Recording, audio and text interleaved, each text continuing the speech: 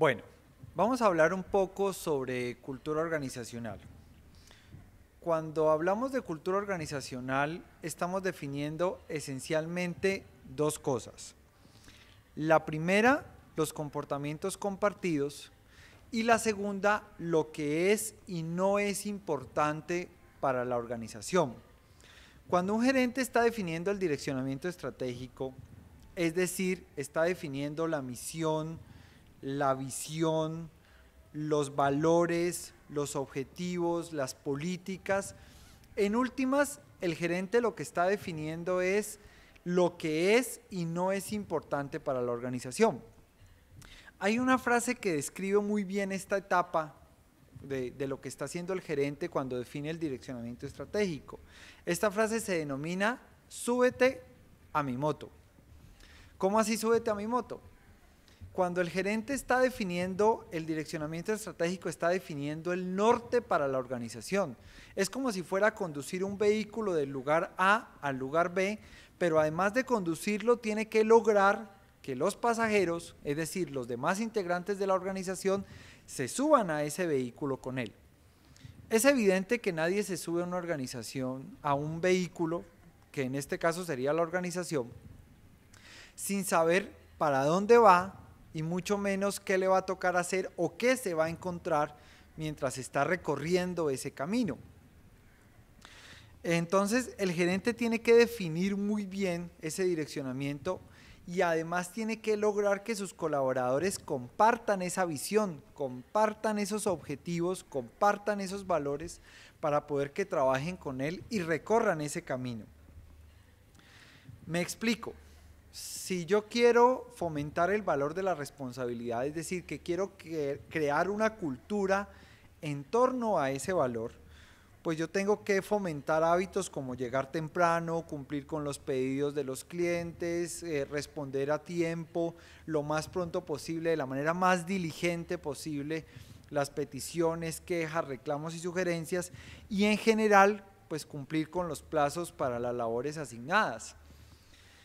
Si yo quiero crear una cultura en torno a la satisfacción del cliente, pues asimismo yo debo crear hábitos alrededor de ese valor, como por ejemplo la amabilidad, el seguimiento al desempeño de los productos, el soporte, los servicios postventa, que son hábitos, que son comportamientos organizacionales, que son procesos en torno a ese valor cuya máxima es la satisfacción del cliente. Si además yo quiero que la visión de la empresa, que el valor que yo quiero fomentar sea la innovación, pues también debo crear hábitos en torno a ese valor. Por ejemplo, el deseo de aprender, la apertura a nuevas ideas, el respeto por la diferencia, la creatividad y asimismo la humildad. Eso es muy importante cuando fomentamos la innovación, pero creemos que no la sabemos todas, pues de esa manera, digamos, no se va a poder crear un proceso de innovación incluyente para todos. Tenemos que estar abiertos a la participación de todo el equipo de trabajo. Muchas veces los gerentes no reconocen todo el potencial que hay detrás de la cultura organizacional, es decir, no se sienten capaces de intervenir en la cultura organizacional de sus diferentes empresas. Y eso es muy importante. La cultura organizacional es una herramienta muy poderosa para crear un direccionamiento estratégico que realmente responda a las necesidades del mercado. Muchas veces no dimensionamos el poder de la cultura organizacional. Cuando yo me refiero a que un líder muchas veces no es capaz de intervenir en la cultura organizacional o no ha sido capaz de dimensionar el poder de la cultura, pues permite que la cultura se cree por sí misma. Muchas veces aparece y la cultura se manifiesta a través de los líderes informales.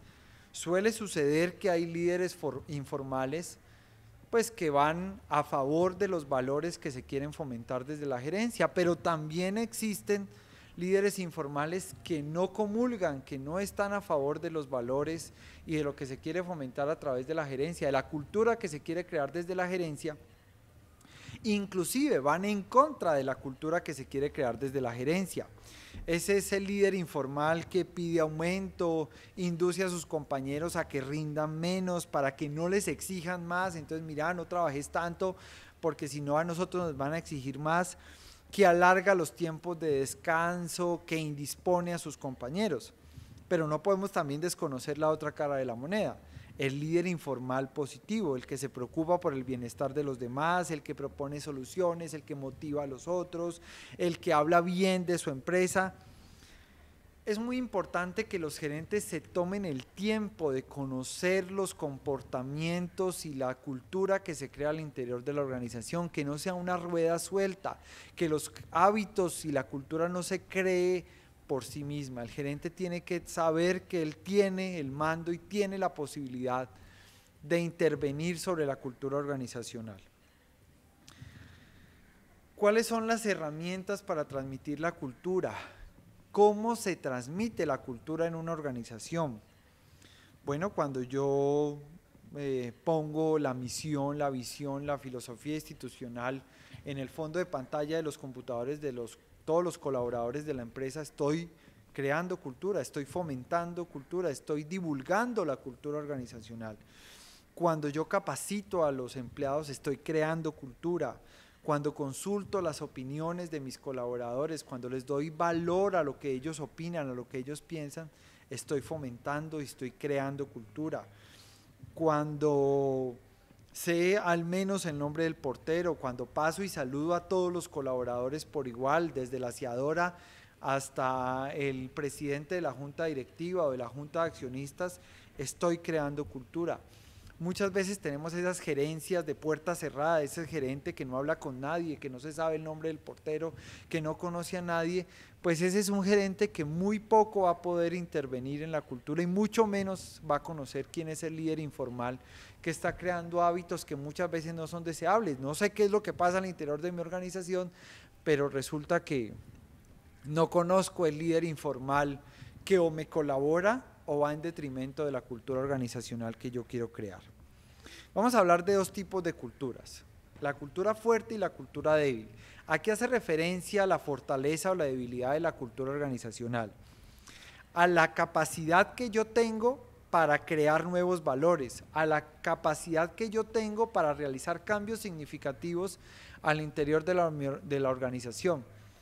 No debemos olvidar que en este mercado y en el mundo regido por las reglas de la globalización, lo único constante es el cambio. Las organizaciones cada vez deben ser más flexibles y por ende, cuando yo tengo una cultura, cuando me enfrento a una cultura fuerte, pues significa que los hábitos están muy arraigados en el equipo de trabajo. Aquí siempre se han hecho las cosas así, aquí siempre se ha visto, se ha percibido desde la misma manera, desde siempre se ha manejado ese hábito. Entonces es muy difícil generar cambios significativos.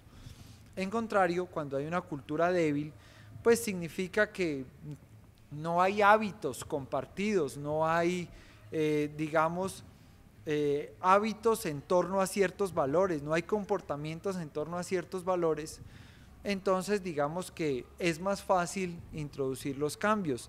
Tiene su lado negativo y es que cuando no hay comportamientos en torno a valores, pues no hay valores. Entonces un gerente lo que debe hacer es fomentar valores organizacionales y crear hábitos y crear comportamientos en torno a esos valores, teniendo en cuenta que se debe manejar cierto nivel de flexibilidad para poder que los cambios realmente se puedan transmitir. Se estarán ustedes preguntando cuáles son los factores que condicionan que una cultura sea favorable para que la empresa pueda generar ventajas competitivas o pueda generar desarrollo organizacional. El primer factor que debemos tener en cuenta son los estilos de liderazgo. No es lo mismo enfrentarse a un líder autocrático que se dice lo que yo hago y punto, que enfrentarse a un líder participativo que él reconoce que tiene el control y que él es el responsable de que los destinos de la organización pues lleguen a buen término. Pero Asimismo, reconoce el capital humano que tiene ante él y escucha las opiniones de sus colaboradores. Reconoce que ellos tienen un conocimiento que puede contribuir a la toma de decisiones y él puede hacer uso de ese conocimiento, puede escuchar las opiniones de sus colaboradores. Otro factor que condiciona la favorabilidad para la cultura organizacional con respecto al desarrollo de la organización, es decir, que la cultura realmente me permita generar ventajas competitivas y no sea un lastre que yo tengo que cargar, es el mercado. No es lo mismo trabajar en una empresa agrícola cuyo valor agregado de los productos es muy limitado, cuyo nivel de conocimiento de los colaboradores también es muy limitado, que trabajar, por ejemplo, en una empresa de aplicaciones tecnológicas, donde sabemos que las personas que tienen un alto nivel de conocimiento, pues asimismo van a requerir un alto nivel de libertad para poder realizar su labor.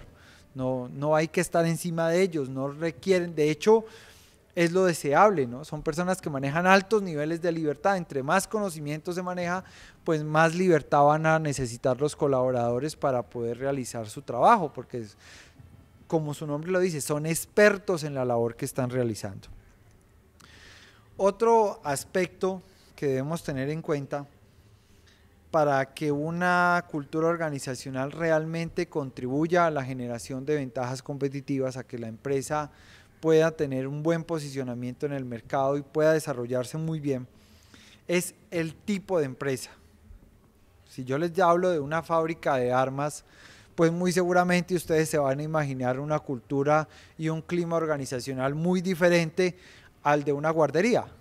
Entonces el tipo de cultura organizacional es muy diferente dependiendo del tipo de empresa del cual estamos hablando. Otro aspecto muy importante es la apropiación tecnológica. Hace muy poco escuchaba a uno de mis compañeros de trabajo decir, no, es que ya las órdenes nos las dan es por WhatsApp, ya el correo electrónico como canal de comunicación interno dentro de la organización está siendo revaluado. El nivel de apropiación tecnológica también moldea la cultura organizacional, porque en últimas la cultura organizacional es eso, hábitos. Y pues entre más apropie yo la tecnología, pues así mismo los hábitos van a cambiar, van a ir cambiando. Otro aspecto ya para terminar con este tema en sí de la cultura organizacional, tiene que ver con el pasado de la empresa y lo que se espera en el futuro. No es lo mismo trabajar en una empresa cuyo producto por el mismo avance de la tecnología tienda a desaparecer que trabajar en una empresa que sabemos que tiene grandes perspectivas para el futuro.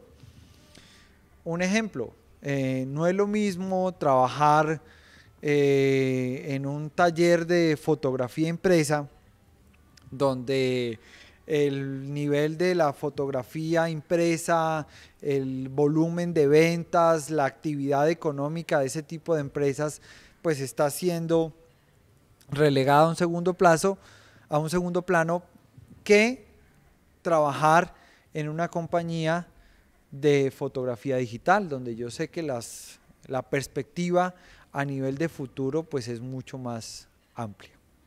Muchas gracias.